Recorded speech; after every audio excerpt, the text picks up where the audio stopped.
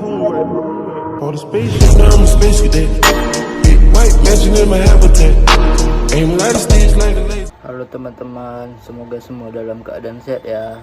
Kenalkan, nama saya Rehan Alaji, NIM 23181, kelas SHTI. Di sini saya akan membahas remote sensing. Remote sensing adalah seni dan ilmu untuk mendapatkan informasi tentang objek, area, atau fenomena melalui analisa terhadap data yang diperoleh dengan menggunakan alat tanpa kontak langsung dengan objek, daerah, ataupun fenomena yang dikaji. Bagaimana remote sensing bekerja? Cara kerja remote sensing yaitu tenaga yang digunakan itu berupa cahaya matahari yang bisa meningkatkan suhu sehingga diserap oleh alat dan sebagian lainnya dipantulkan ke objek sehingga gelombang elektromagnetik ditangkap oleh sensor. Sensor tersebut umumnya terpasang di satelit dan lain-lain. Apa manfaat remote sensing? Remote sensing juga dapat digunakan untuk melakukan pencegahan sebelum terjadinya bencana.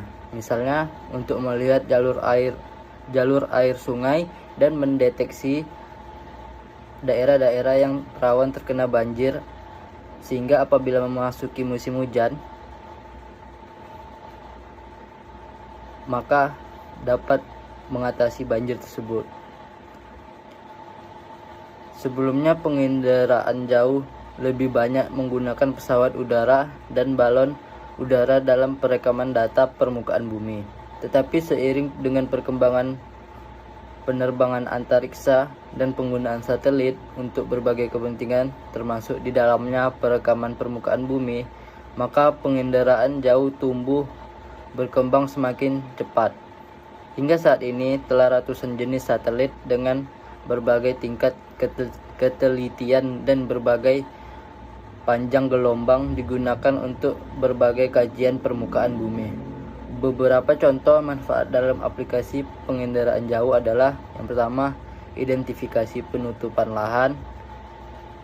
Kedua, identifikasi dan monitoring pola perubahan lahan. Yang ketiga, manajemen dan perencanaan wilayah. Yang keempat, manajemen sumber daya hutan, dan lain-lain.